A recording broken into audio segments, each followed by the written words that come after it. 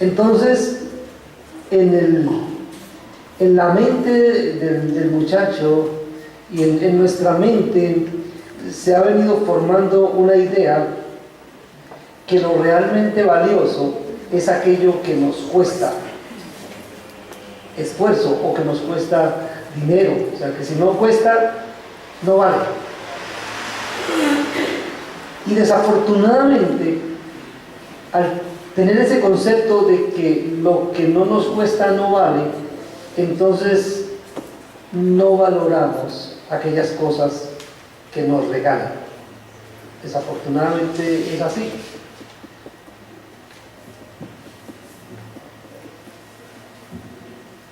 Estamos en el mundo, en el tiempo de la información. La informática es algo muy notorio en nuestros días, y uno encuentra muchos programas gratis, y uno toma el programa gratis, lo usa por un tiempo y lo desecha ¿cierto? Hay otro mejor, entonces toma el otro, y así va desechando con mucha facilidad. Uno desecha las cosas porque no le costaron nada, pero si usted compró un programa y entonces dice, no, este me costó dinero, yo no lo puedo desechar porque me costó algo, ¿cierto? Tuvo un valor especial, tuve que hacer un esfuerzo para conseguirlo, entonces no puedo desecharlo. Eso para que pensemos, y vamos a introducirnos en un tema bien importante en esta mañana. Recuerden que estamos hablando de las doctrinas fundamentales que dieron origen o que causaron la reforma protestante del siglo XVI. En el siglo XVI terminó una época bastante triste para la humanidad, que fue el tiempo del oscurantismo, donde la gente era manipulada muy frecuentemente. El poder estaba en pocas manos, porque muy poca gente era instruida, muy poca gente tenía acceso al conocimiento, y al no tener conocimiento la gente entonces fácilmente era dominada. Recuerdo una frase que dijo Simón Bolívar, dice: un pueblo ignorante es instrumento ciego de su propia destrucción. Y realmente no saber las cosas, no tener conocimiento es algo muy triste, porque hace que la persona que no tiene conocimiento esté sometida a la persona que tiene el conocimiento. Y entonces en ese ambiente de poco conocimiento, de poca ilustración, de poco acceso a la educación, es que se da la reforma protestante del siglo XVI. No solamente el evento de Martín Lutero, el hecho de que Martín Lutero haya decidido protestar en contra de algunas cosas que estaban sucediendo en la iglesia a la que él pertenecía, y él haya decidido fijar 95 tesis, decir no estoy de acuerdo con esto, no estoy de acuerdo con esto, no estoy de acuerdo con esto, y luego proclamarlo públicamente. Y bueno, el hecho histórico que dicen es que comentan es que él tomó sus tesis y fue y las clavó en la puerta de la catedral de Wittenberg en Alemania, ¿cierto? Como una manera de decir, no estoy de acuerdo con lo que está pasando en la iglesia, es necesario que cambiemos, es necesario cambiar, es necesario volver a la escritura, es necesario tener en cuenta a Dios. Ese fue el propósito de la reforma, o lo que Martín Lutero quería. No era salir, no era separarse de la iglesia a la cual pertenecía, sino que en la iglesia a la que él pertenecía realmente tuvieran en cuenta la palabra de Dios. Pero eso, sumado a la invención por el señor Gutenberg, la invención de la imprenta, hace que empiece entonces a generarse un movimiento en que el conocimiento empieza a circular mucho. Entonces ya se produce el Nuevo Testamento en alemán inicialmente. Se hace la impresión del Nuevo Testamento en alemán y empieza entonces a circular ese Nuevo Testamento, empiezan a leerlo, empiezan a ver escritura, libros, muchos libros. Entonces ya empieza el pensamiento de las personas, empieza a difundirse a través de los medios escritos, y eso hace que se genere todo un movimiento que afectó a la humanidad de ahí en adelante. La humanidad entró en un proceso bien interesante en el que todo cambió, porque el conocimiento empezó a tenerlo, un mayor número de personas empezó a tener conocimiento. Ahora, hasta ese momento se le estaba enseñando a la gente, y como estaba pasando también en la iglesia primitiva, en lo que tiene que ver con la iglesia iglesia se estaba enseñando que la salvación era algo que las personas podían conseguir. Y un elemento especial era que en aquella época se estaba construyendo en el Vaticano lo que se conoce como la Capilla Sixtina, y no tenían los recursos suficientes para construirlo. Entonces idearon una manera de recaudar dinero para conseguir esos recursos, y entonces determinaron la venta de indulgencias. Entonces, ¿qué era una indulgencia? Era decir que usted pagaba por una oración especial a favor de una persona que ya había fallecido, y llegaron al colmo de decir que tan pronto el dinero de la indulgencia llegaba al fondo del cofre y ya se satisfacía la deuda de la persona que estaba en el purgatorio, automáticamente esa persona salía del purgatorio. Entonces, no solamente estaba hablando de salvación por obras propias, sino que uno podía participar en la salvación de otra persona, comprando la salvación para esa persona. O sea, digamos que si vamos a ese contexto, era una situación triste, muy triste, pensar que la salvación podía comprarse. Entonces, ¿cuánto valor tenía? Realmente, si podemos mirar el contexto, la salvación no valía mucho, porque podía comprarse con dinero, entonces no valía mucho. No tenían claridad entonces acerca de un tema muy importante que vamos a estar trabajando esta mañana, y es que la gracia es la clave para la salvación humana. La gracia es la clave para la salvación humana. Es decir, la salvación de nosotros es muy costosa, tiene mucho precio, o sea, ninguno de nosotros podía pagar el precio de la salvación, no había cómo pagar el precio.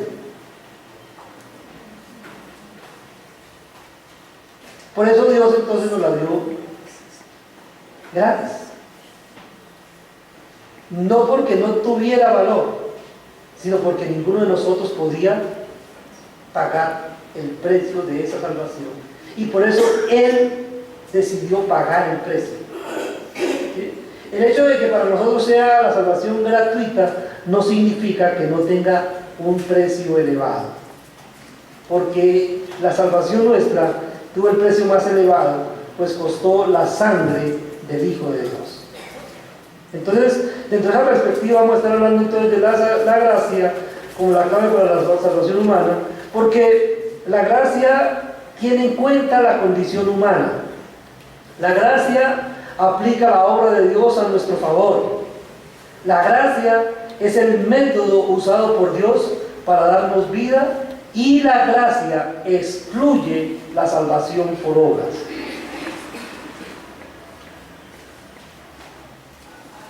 Si hay un tema complicado a veces de debatir en los círculos cristianos, es con las personas cuando se les dice que no hicieron nada para ser salvadas y que no hay nada que pudieran haber hecho para salvarse.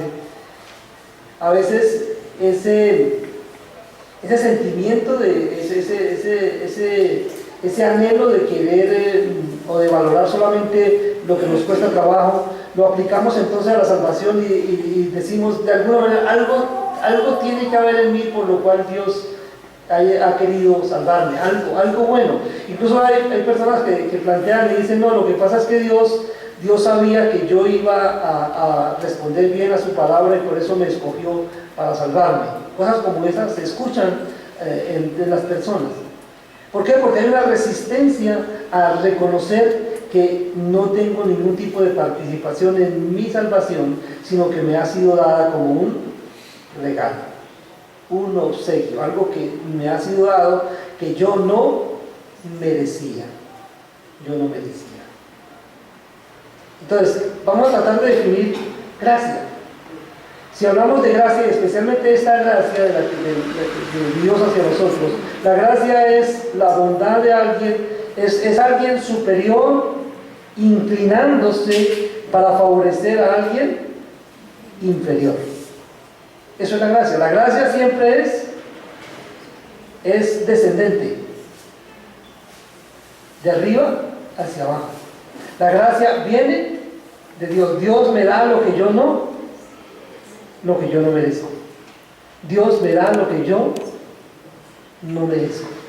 Dios se inclina para favorecerme.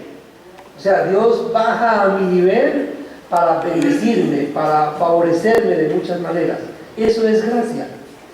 Dios inclinándose para bendecir, para favorecer a la criatura. Esa es la gracia. Ahora, vamos a empezar entonces a hablar esta mañana. Vamos a leer en Efesios 2. Efesios capítulo 2, versículos 1 al 10.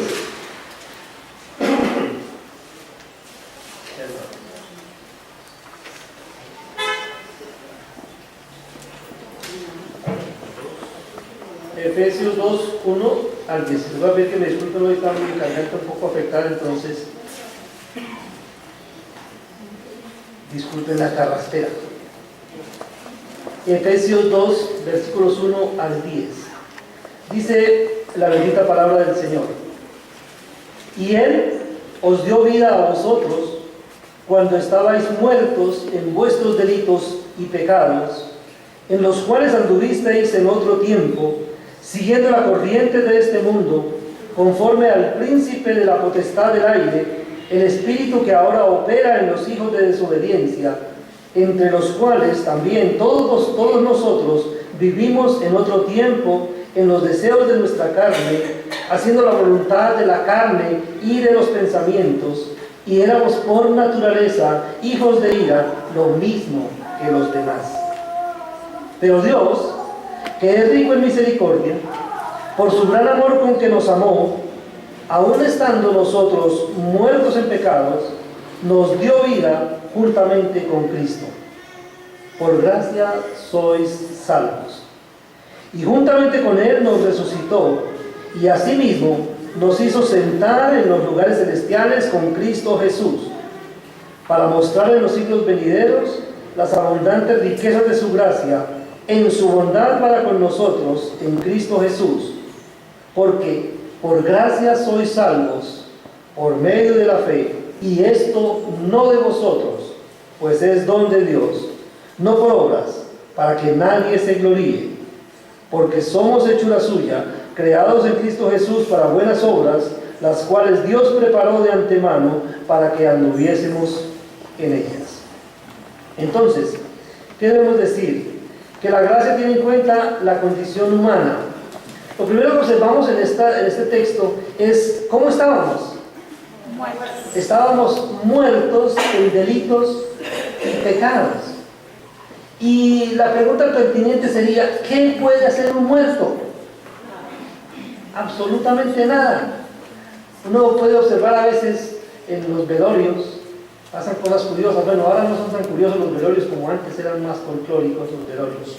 Y uno encontraba gente allá en el cajón, allá al lado del cajón del muerto, y empezaba: no somos nada. Y llorando ahí: no somos nada.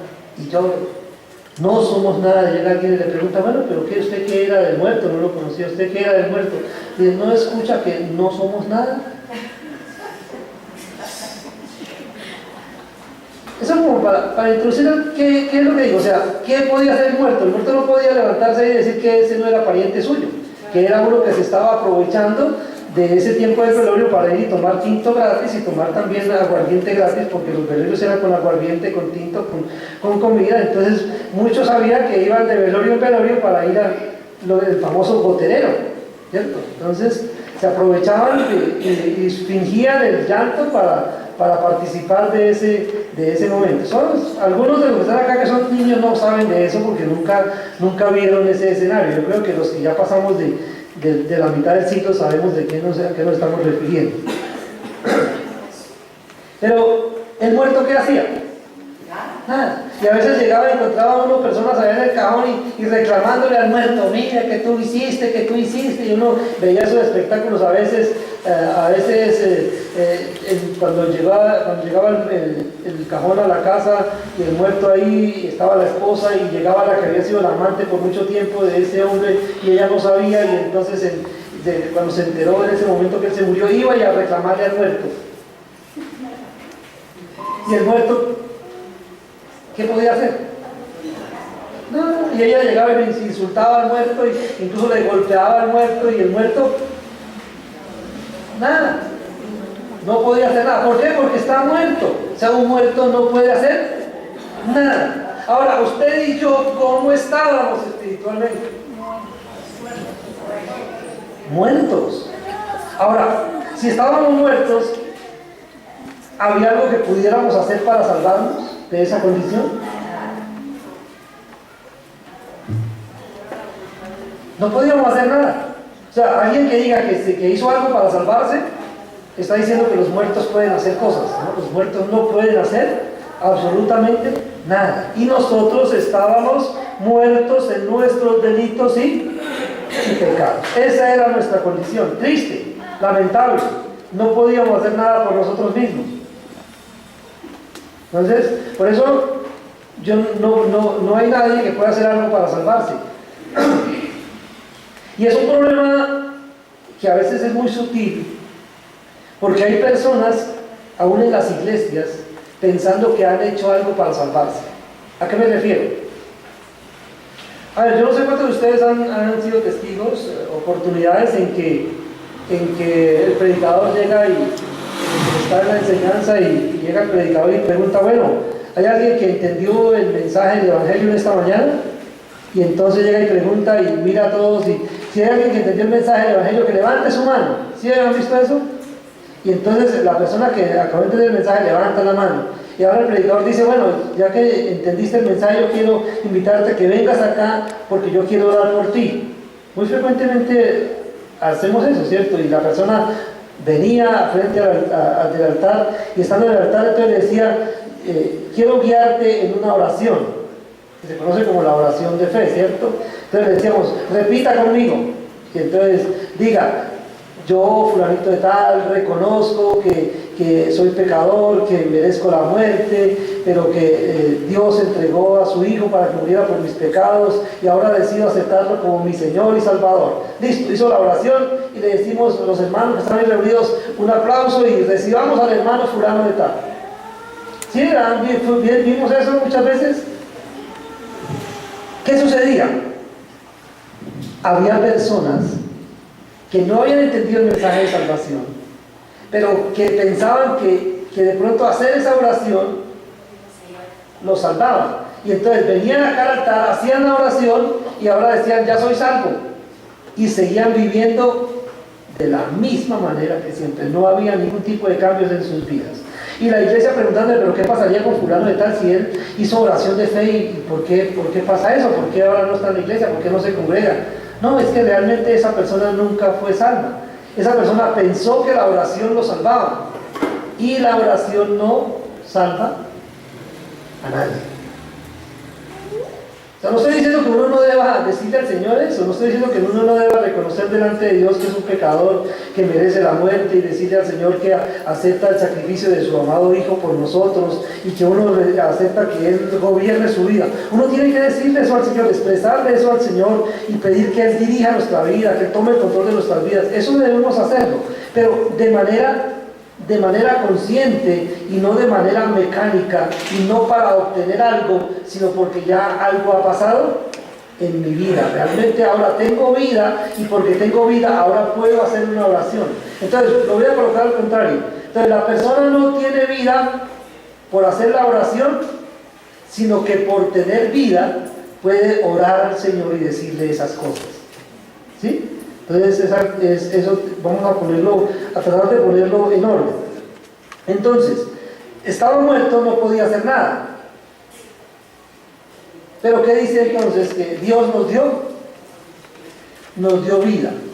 Estábamos muertos, no podíamos hacer nada por nosotros mismos, pero Dios nos dio vida cuando estábamos en esa condición. ¿Cómo hizo Dios entonces para que tuviéramos vida? ¿Qué hizo Dios? Entonces, dice acá en la carta a los Efesios 2:8, dice que por gracia sois salvos por medio de la fe, y esto no de vosotros, pues es don de Dios, para que ninguno se gloríe. Entonces, ¿qué hace Dios? Nosotros estamos muertos, Dios pone fe en nosotros, y ahora escuchamos la palabra del Señor, escuchamos el Evangelio, y como tenemos fe, ahora podemos creer al Evangelio. podemos creer que el Hijo de Dios se hizo hombre para venir y morir por los pecadores y que nosotros éramos de esos pecadores y que ese beneficio nos alcanza o es para nosotros si nosotros aceptamos ese regalo que Dios nos da. O sea, es un regalo que necesita aceptar, pero si yo lo acepto, también es por esa fe que el Señor puso en mi corazón. O sea, yo creo, acepto el regalo de Dios. ¿Por qué? Porque Dios me ha capacitado para hacer eso. Dios ha puesto en mí ese elemento que me permite entender el Evangelio, que me permite creerlo y que me permite obedecerlo. Si Dios no hubiera puesto fe en mi corazón, ¿yo hubiera podido creer al Evangelio y aceptar el regalo de la salvación? No. Pero entonces algo que se evidencia primero la obra de Dios en mi corazón. La obra de Dios está trabajando. Lógicamente dice que la fe viene por el oír y el oír por la palabra del Señor. Entonces, cuando usted y yo nos expusimos a la palabra de Dios, empezamos a escuchar la palabra de Dios, entonces la fe empezó a obrar. Esa fe que Dios puso en nosotros empezó a obrar y entonces nosotros pudimos creer y entonces pudimos ser salvos. Por la obra de Dios y no por la obra nuestra. No fue algo que yo hice, fue algo que Él hizo. Ahora, lógicamente, todo eso que vengo diciendo, bueno, que oramos ahora, que aceptamos a Cristo como Señor y Salvador, sí, esas son cosas que yo hago, pero no fue eso lo que me salvó. Fue la obra de Dios la que me capacitó para hacer eso. Al obrar Dios en mí, entonces ahora yo puedo hacer cosas que antes no podía hacer. ¿Por qué? Porque ahora sí tengo vida. Porque Dios me dio a mi vida cuando estaba muerto en delitos y pecados.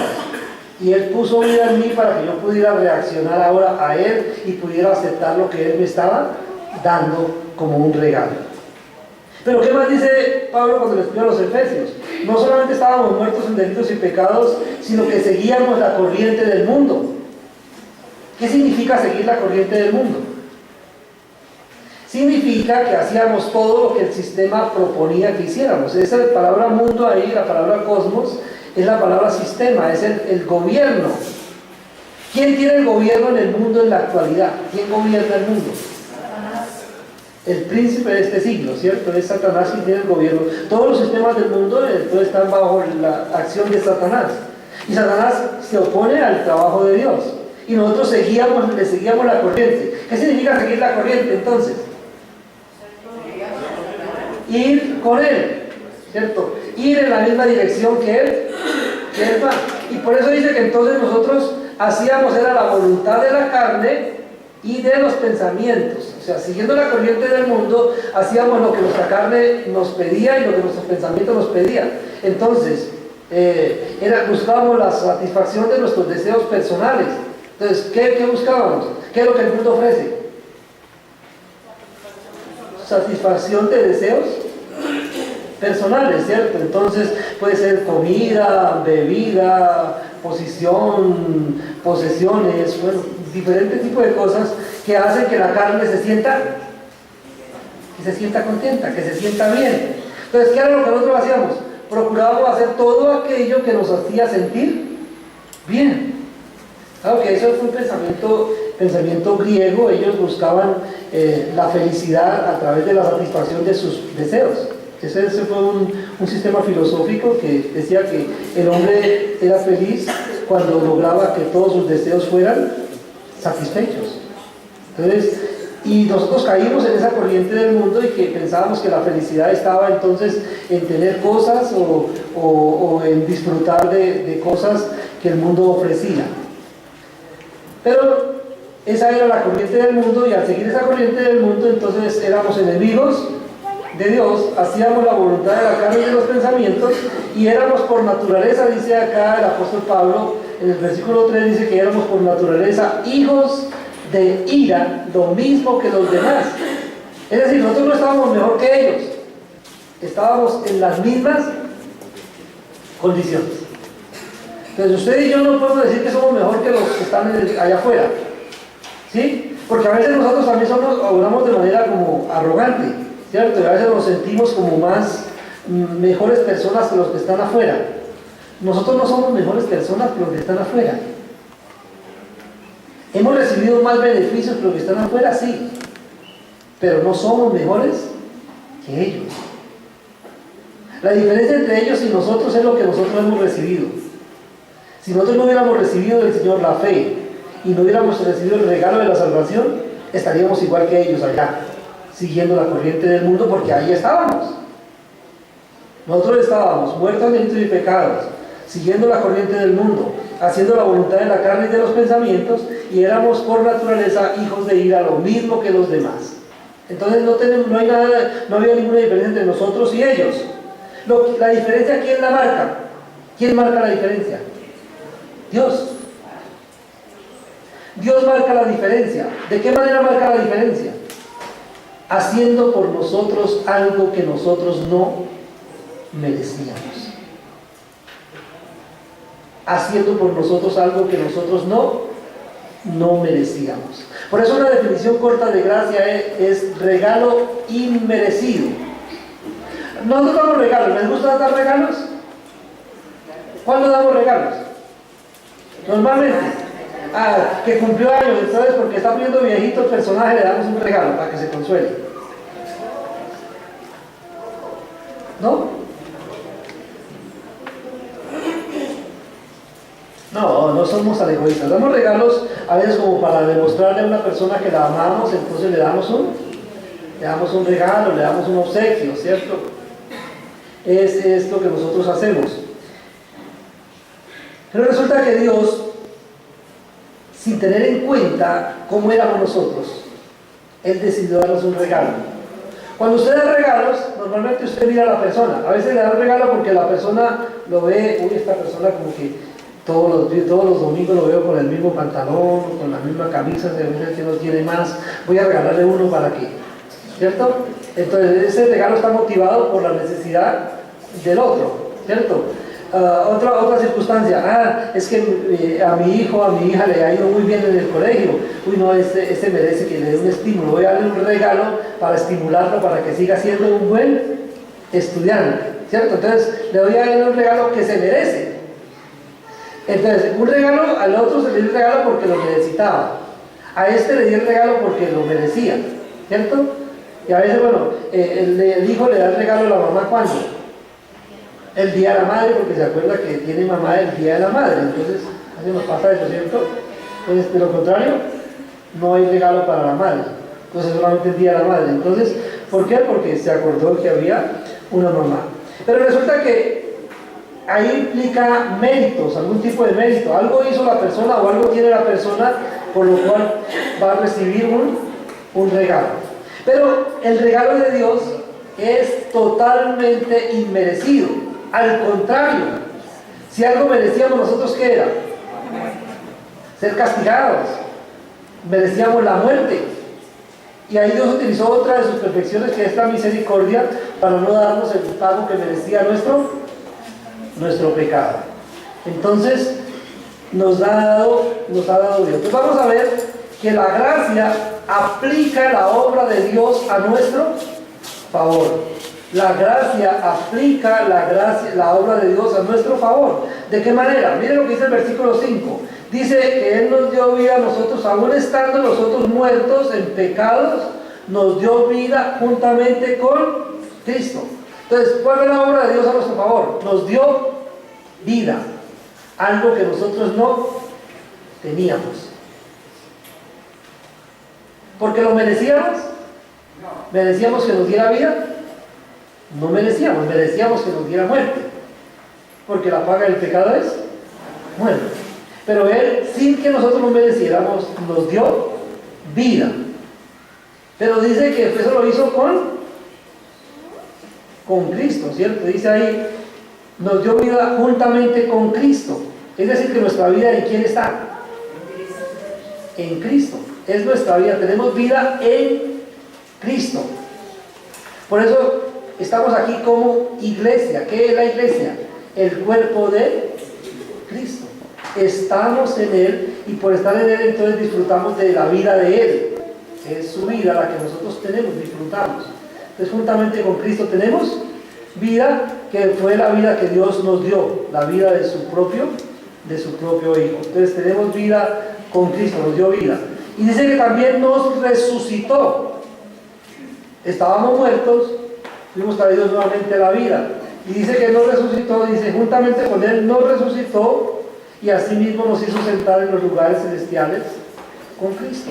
Entonces, cuando Cristo resucitó, usted y yo también resucitamos con Él.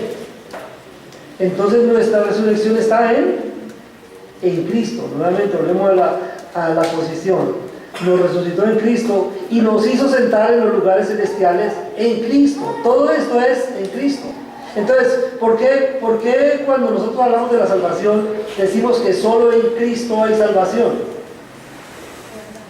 Porque es el método que Dios utiliza para salvarnos, es colocarnos en su amado Hijo para que participemos de los beneficios que Él como Hijo tiene. O sea, usted y yo lo que participamos es las bendiciones de ser hijos de Dios, pero es porque estamos en el Hijo de Dios.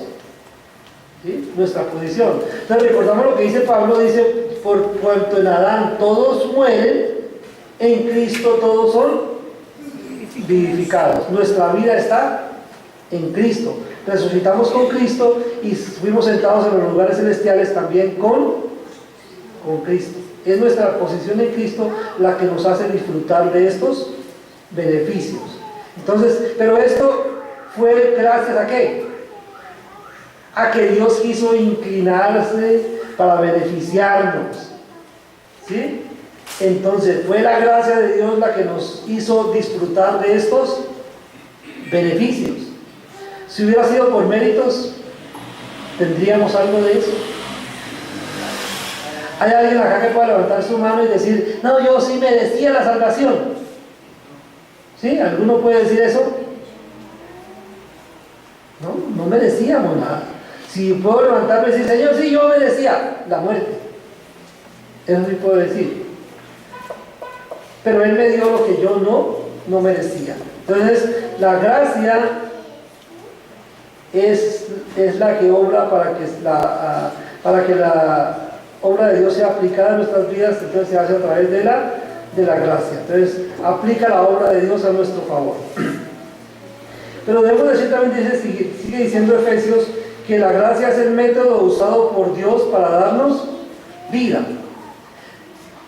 Pensemos por qué razón el apóstol Pablo habla de la gracia y es enfático en hablar de la gracia. Si miramos el trasfondo, ¿con quién le está hablando Pablo en su carta?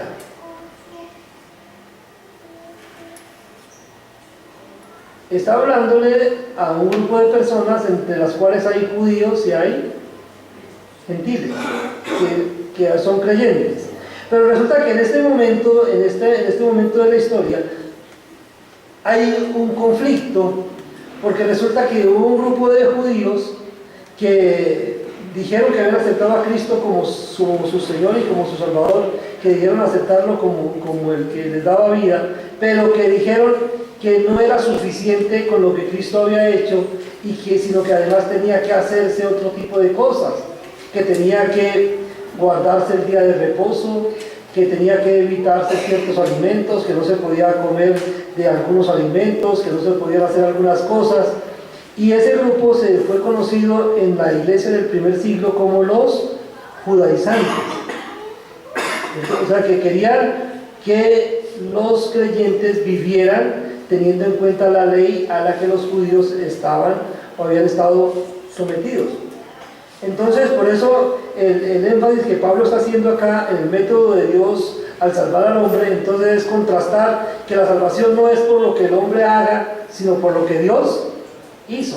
Porque ¿qué dice la ley? Haciendo estas cosas vivirá por ellas, dice la ley. El que haga estas cosas vivirá por ellas. Pero la gracia dice que no es por lo que haga, sino por lo que Dios hizo a su favor. Entonces aquí el método dice, es el método usado por Dios para darnos vida, y lo primero que vemos es que esa vida nos ha sido dada juntamente con Cristo.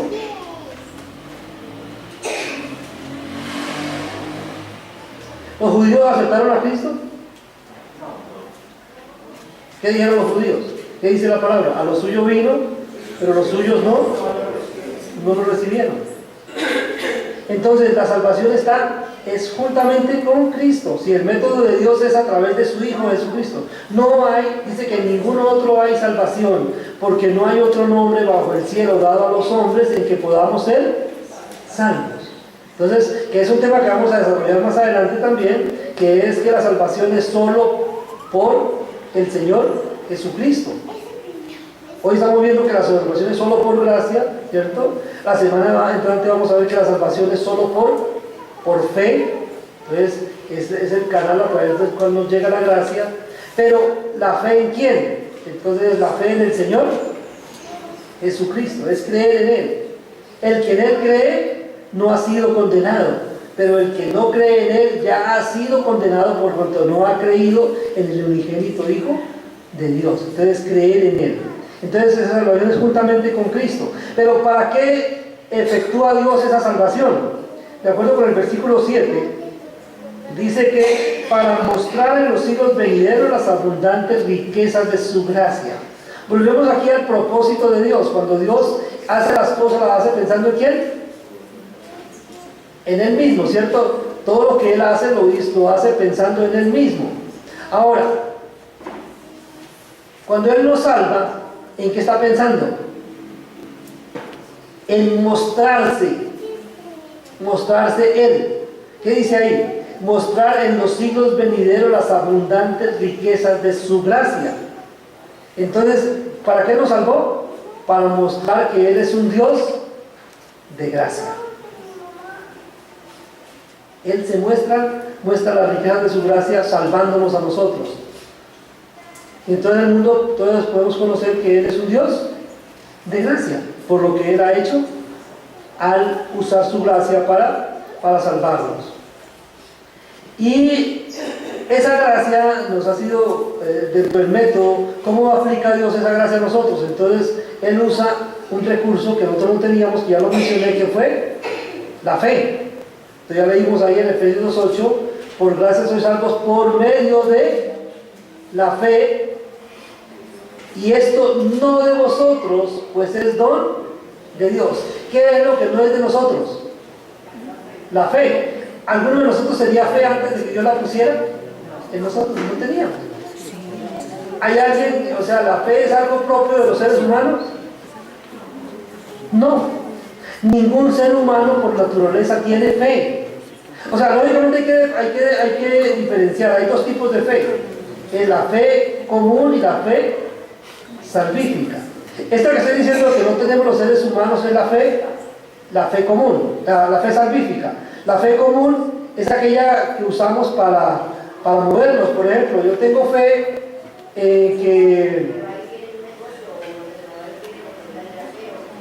por ejemplo, yo tengo fe en que el agricultor tiene fe, por ejemplo, que la semilla la pone en la tierra y que la semilla va a germinar.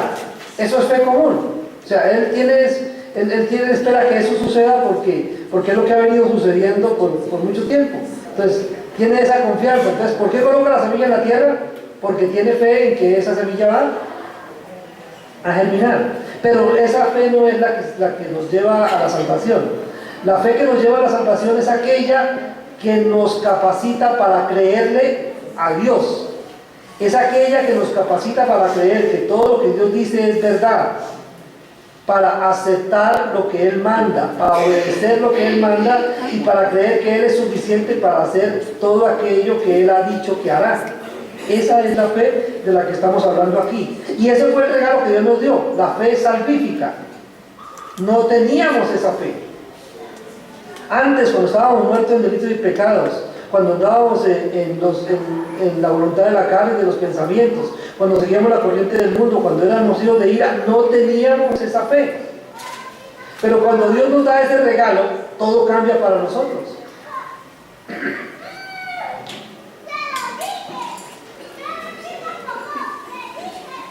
Cuando Dios nos da el regalo de la fe, todo cambió para nosotros, porque entonces ahora podemos creerle a Él. O sea que si no hay fe, no se puede creerle a Dios. Yo uso una ilustración para esto, y es las computadoras. Usted compra una computadora y si la compra sin programas, usted no se puede comunicar con la máquina, ¿cierto? En la computadora hay dos elementos, uno que se llama el hardware y otro que se llama el software, ¿cierto? El hardware es la máquina como tal, pero la máquina necesita una serie de instrucciones para que yo me pueda comunicar con ella. A eso que la máquina, que yo le coloco a la máquina para poderme comunicar con la máquina, se le llama software. Y la base del software se llama el sistema operativo. Entonces, por ejemplo, no solo las computadoras, sino los celulares. Usted tiene celular, ¿cierto? Tiene un tipo de celular. Ese celular tiene un sistema operativo. En la mayoría de los casos, el sistema operativo que tienen los celulares se llama Android 3.1, 4.1, simplemente hay diferentes versiones. El Android es como el más popular en nuestro territorio. En otras partes ya es el Mac, ¿cierto? El iOS es otro sistema operativo diferente. Es un programa que permite a los seres humanos comunicarse con la máquina y sacarle provecho. Igual, cuando su celular se daña, cuando se le daña ese sistema operativo, usted va a coger su celular y va a marcar, ¿y qué pasa? ¿Puede marcar? Si el Android se le dañó, usted se metió un virus a su celular y ahora usted dañó el sistema operativo, ¿usted se puede comunicar con ese celular? No, porque el sistema operativo se dañó. El elemento que permitía que usted se comunicara con el celular se dañó, o con el computador se dañó, y ahora usted no puede beneficiarse de esa herramienta hasta que no vuelva a reinstalar el sistema operativo que le permita usarlo. Entonces, ¿por qué quise mencionar eso? Porque es que el ser humano sin la fe no tiene como un contacto con Dios, está muerto. El ser humano sin la fe no se puede comunicar con Dios.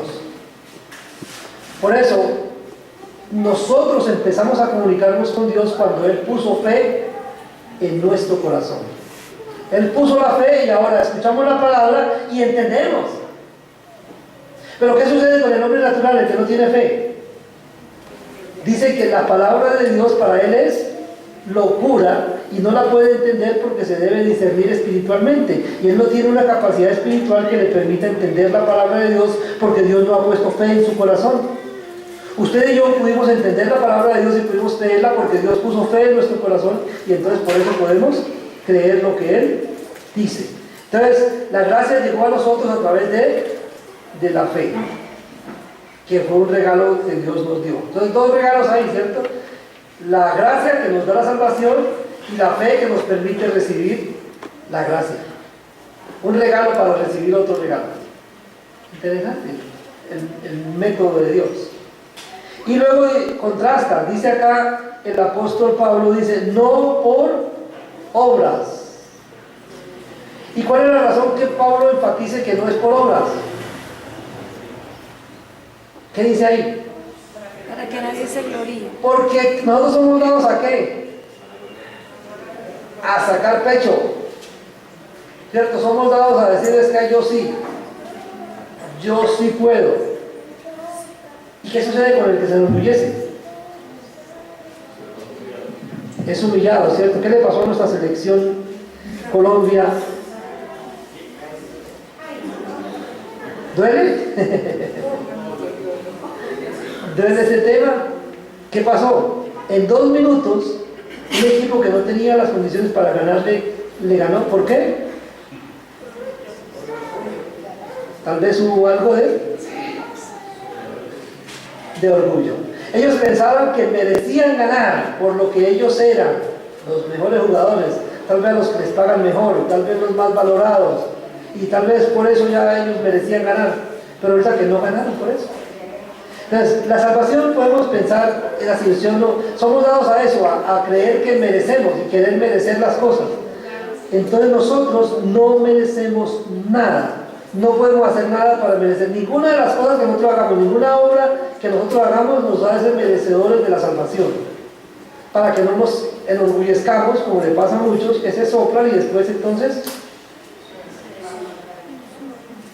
son humillados. ¿Por qué? Porque la palabra nos advierte: el que se enaltece será humillado, y el que se humilla será enaltecido. Entonces, dice que Dios no nos permite que nos ganemos la salvación sencillamente para que no nos enorgullezcamos y no vayamos a pensar que esa salvación depende de nosotros. No depende de nosotros. Gracias a Dios que no depende de nosotros. Es porque Él ha querido dárnosla. Gratis para nosotros, sí, pero a Él le costó. Luego vamos a ver qué debemos hacer entonces para lograr esa salvación. Entonces, no por obras. Por eso está diciendo que no por obras, porque los judíos, ¿qué estaban creyendo? ¿Qué creían ellos? Que ellos se merecían porque ellos cumplían la ley. Y recordaron la oración del publicano. ¿Qué decía el publicano? Y yo hago esto, y hago esto, y hago esto, ¿sí? Del fariseo, digo, la oración del fariseo, que dice: yo no soy como los demás hombres. Gracias, Señor, porque no soy como los demás. Y ofrendo, y oro, y hago esto, y hago aquello, y le doy a los pobres. Entonces, y él decía: yo merezco, tal vez. Él pensaba que merecía ser salvo, pero realmente él no merecía nada. Porque no hay ninguna obra que pueda hacernos merecedores de la salvación. Nada que usted pueda hacer lo hace merecer la salvación.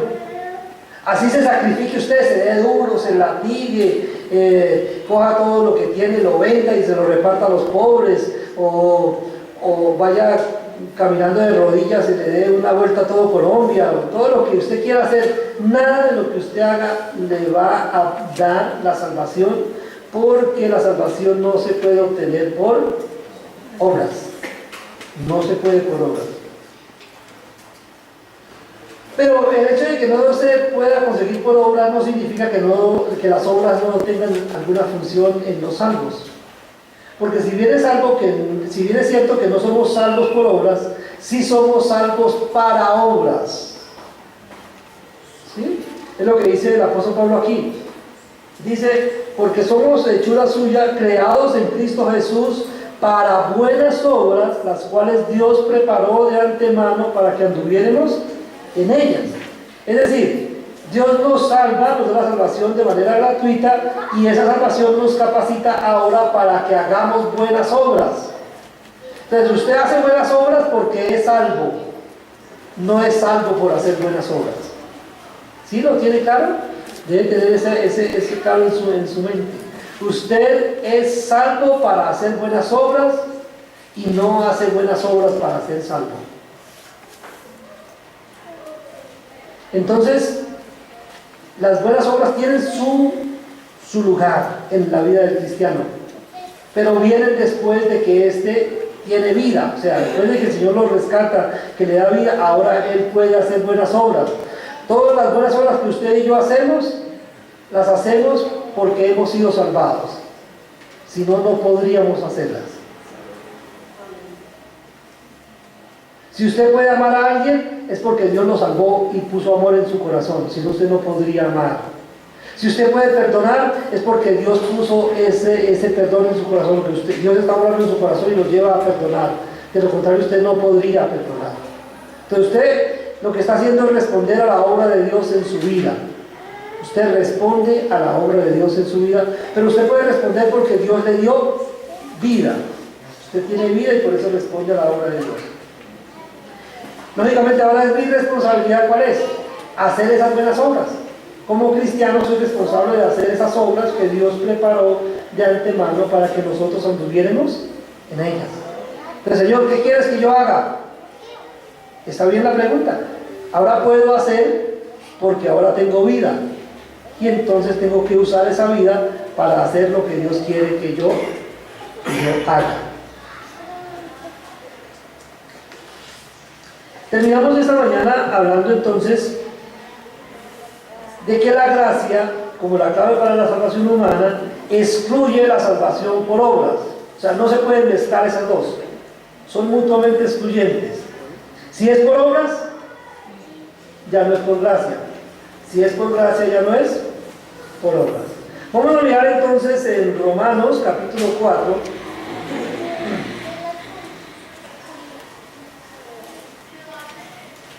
Romanos capítulo 4.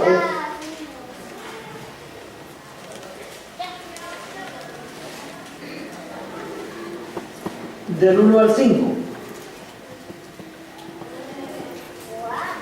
¿Qué pues diremos que halló Abraham, nuestro padre, según la carne? Porque si Abraham fue justificado por las obras, tiene de qué gloriarse, pero no para con Dios. Porque, ¿qué dice la Escritura? Creyó Abraham a Dios y le fue contado por justicia. Pero al que obra, no se le cuenta el salario como gracia, sino como deuda. Mas al que no obra, sino cree en aquel que justifica al impío, su fe le es contada por justicia. ¿Qué significa que Abraham fue justificado? O sea, vamos a hablar de un tribunal. Tenemos que hablar de un tribunal. Usted y yo vamos a estar en el tribunal y se va a determinar un veredicto sobre nosotros. Y el veredicto de un tribunal tiene dos opciones. ¿Cuáles son las dos opciones? Es culpable o inocente, ¿cierto? Si es culpable, ¿qué se debe hacer con el culpable? Castigarlo. Si es inocente, hay que dejarlo libre. Ahora, Abraham fue declarado culpable o fue declarado inocente. ¿Abraham era culpable? Era culpable, pecador, merecía la muerte. Pero Dios, ¿qué hizo? Lo declaró inocente.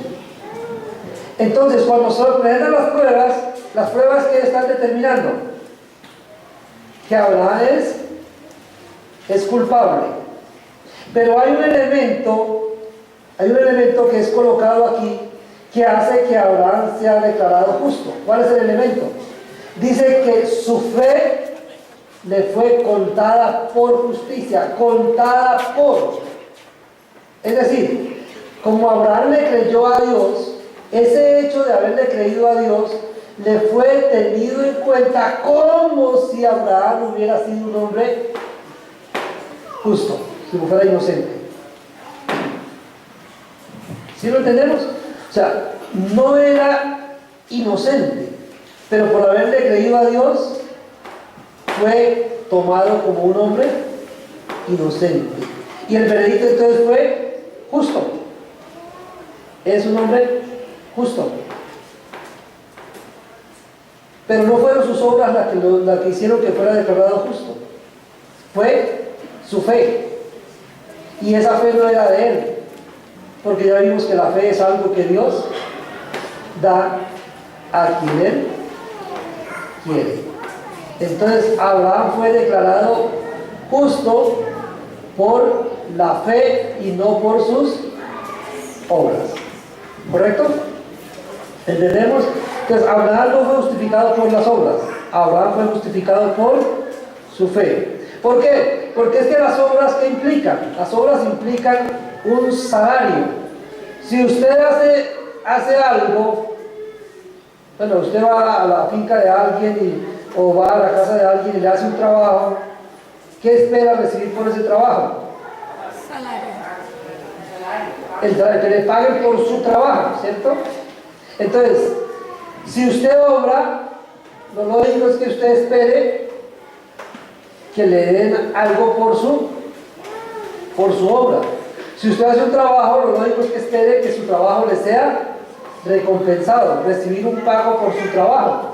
Pero resulta que las obras, como implican salario, entonces ya si usted le dice, vea, lo contrata, bueno, John, venga, me ayuda a hacer acá un trabajo en el templo, venga, me ayuda, vamos a poner el resto del techo que hace falta, ya vamos a poner, usted me va a ayudar y yo le voy a pagar por ayudarme. Entonces cuando terminamos el trabajo le digo, vea John, le regalo estos 50,000 pesos. ¿Es un regalo? Yo estoy diciendo que es un regalo, pero eso no es un regalo, es un pago porque él trabajó por esos 50,000. Oye, muy poquito lo voy a pagar. O digo que eso debía ser un anuncio profético, que lo voy a contratar para la escritura. Pero si al contrario dijo, entonces voy a cambiar el tema, entonces dijo yo, no, lo que pasa es que yo no vine a trabajar para que me pagaran, yo vine a trabajar gratis. También el Dios sacocho, ese es el pago por el trabajo. No. Entonces, las obras implican que haya un salario. Si hay trabajo, implica un salario.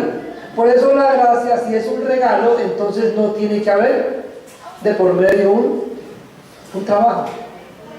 Entonces, si usted hizo algo para salvarse y por eso le salvó, entonces no fue un regalo, fue el pago por lo que usted hizo. ¿Sí? Si usted hizo algo por lo cual merecía ser salvado, usted se ganó la salvación. Es el pago por su trabajo.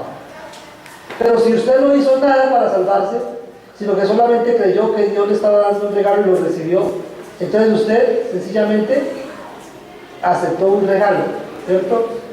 Fue un regalo, ahí sí fue un regalo, no se lo merecía usted, pero Dios se lo dio. Entonces, la gracia excluye las obras. Ya dije que los judaizantes del primer siglo enseñaban salvación por obras, y eso generó un conflicto. Quiero que lo leamos en la Biblia, parte de ese conflicto. En la carta de Pablo a los Gálatas, el capítulo 2, Gálatas 2, versículos 11 al 14. Vamos a terminar ahí.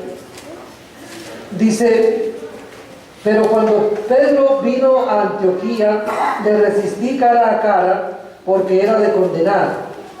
Pues antes que viniesen algunos de parte de Jacobo, comía con los gentiles, pero después que vinieron se retraía y se apartaba, porque tenía miedo de los de la circuncisión.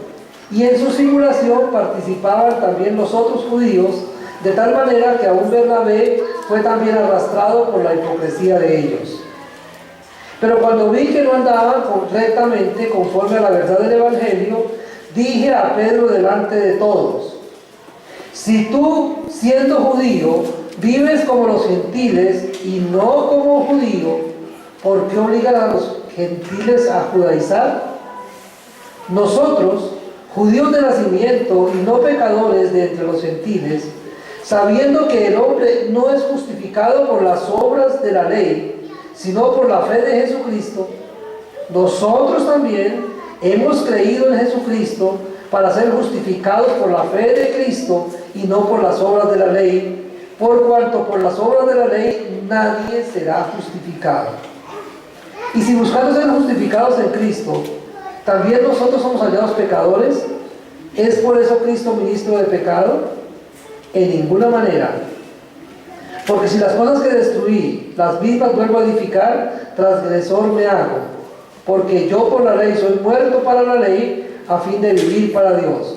Con Cristo estoy juntamente crucificado, y ya no vivo yo, mas vive Cristo en mí, y lo que ahora vivo en la carne, lo vivo en la fe del Hijo de Dios, el cual me amó y se entregó a sí mismo por mí. No desecho la gracia de Dios, pues si por la ley fuera la justicia, entonces por demás murió Cristo. ¿Qué enseñaban los judíos del primer siglo de acuerdo a lo que vemos acá en esta narración de Gálatas, en la carta a los Gálatas? ¿Qué estaba pasando entre ellos? Habían llegado algunos de los judíos que estaban agregándole a la obra de Cristo y que estaban diciendo que tocaba guardar el sábado, que comer esto, que no comer aquello. Habían llegado a Antioquía. Y Pedrito, el apóstol Pedro, ¿cierto?, se había dejado influir por ellos. Y entonces no quería que ellos lo hicieran a un lado por lo que estaba creyendo, y entonces empezó a poner distancia con los gentiles, a no aceptar a los gentiles, como mostrando una actitud hipócrita. Por eso Pablo entonces lo reconviene firmemente y le dice: no, ¿cómo se le ocurre, hombre? Pedro, si nosotros sabemos que la salvación es por gracia, no es por obras, no tenemos por qué someternos a las obras que ellos quieren que hagamos. Los judaizantes quieren que hagamos esas obras. nosotros no tenemos por qué hacerlas. Eso era antes, la ley era para antes. Ahora, venida la gracia, ya no estamos bajo la ley. Pero algunas religiones modernas enseñan eso. Hoy día hay religiones que enseñan salvación por obras, a la manera de los judaizantes. Algunos, hay algunos que se llaman los judaizantes modernos. Hay algunos que están hoy diciendo que la salvación sí es una obra de gracia, que sí es algo que Cristo hizo, pero que además de lo que Cristo hizo, es necesario guardar el sábado, es necesario dejar algunos alimentos, es necesario observar algunas cosas, algunas leyes que tuvieron su razón de ser en el Antiguo Testamento y antes de que viniera Cristo, pero que hoy no aplican para los creyentes en Cristo, porque nuestra salvación nos ha sido aplicada por gracia, sin las obras de la ley. Amén. Entonces, mis queridos hermanos, todo esto que hemos dicho en esta mañana, ese regalo tan hermoso que hemos recibido de Dios, nos debe motivar a una cosa. ¿Recuerdan por qué empecé nuestra charla en esta mañana? ¿Qué hacemos con los regalos? ¿Qué hacemos con lo que es gratis? No lo valoramos, ¿cierto? Y desafortunadamente nosotros también a veces no valoramos la vida que tenemos en Cristo, y por eso nos comportamos de cualquier manera. Por eso no nos importa pecar y volver a pecar y volver a pecar, porque no estamos valorando la obra de Cristo, porque nos parece que porque fue gratis, como es gratis para algo, como no nos costó nada, no debemos valorarla. No, hermanos, no debe ser esa nuestra conducta, porque si bien es cierto para nosotros es gratis, a Dios le costó. A Dios le costó un precio muy alto. Le costó la sangre de su amado Hijo. Le costó la vida de su propio Hijo. Por eso nosotros debemos valorarla, porque cuánto vale la vida del Hijo de Dios. Y Él puso su vida por nosotros. Entonces, si valoramos realmente el regalo que hemos recibido por lo que le costó al Padre, vamos entonces a hacer aquellas obras para las cuales hemos sido salvados. Vamos a hacer lo que Él quiere que hagamos, porque hemos sido salvados. Como ya somos salvos, hagamos aquello que Dios quiere que hagamos. Entonces las obras las vamos a hacer porque somos salvos, sí, no para salvarnos. La salvación fue gratis, pero ahora tenemos trabajo pendiente, tenemos obras por hacer, aquellas obras que Dios preparó de antemano para que nosotros anduviéramos en ellas. Amén. Que el Señor nos ayude. Padre nuestro que estás en el cielo, queremos darte muchas gracias, Señor, porque en esta mañana nos has permitido tocar este tema, Señor, de la salvación por gracia. Padre bueno, gracias por permitirnos entender que no hay nada bueno en nosotros, que no hemos hecho nada para disfrutar de este privilegio que disfrutamos, como es la vida eterna. Esta vida la disfrutamos, Señor, porque tú nos la diste sin merecerla. Gracias, Señor, porque te inclinaste hacia nosotros para beneficiarnos. Gracias porque descendiste a nuestra posición. Gracias porque tu Hijo, siendo en forma de Dios, no estimó el ser igual a Dios como cosa que aferrarse, sino que se humilló a sí mismo, haciéndose semejante a nosotros y llegando hasta la muerte y muerte de cruz. Gracias porque ese es el regalo tuyo para nosotros. Señor, yo quiero pedirte en esta mañana que nos ayudes a valorar este regalo, que nos ayudes a valorar lo que nos regalan, Señor, porque si bien es cierto, los regalos no nos han costado a nosotros nada, a las personas que nos los han dado les costaron, tuvo un costo para ellas, y especialmente, Señor, la salvación no nos costó a nosotros, pero a ti te costó, Señor, el precio más alto. Por eso, Señor, te pido que nos ayudes y nos enseñes a valorar esa salvación y a vivir para las obras que tú has preparado para nosotros. En el nombre de tu Hijo oramos, con acción de gracias. Amén.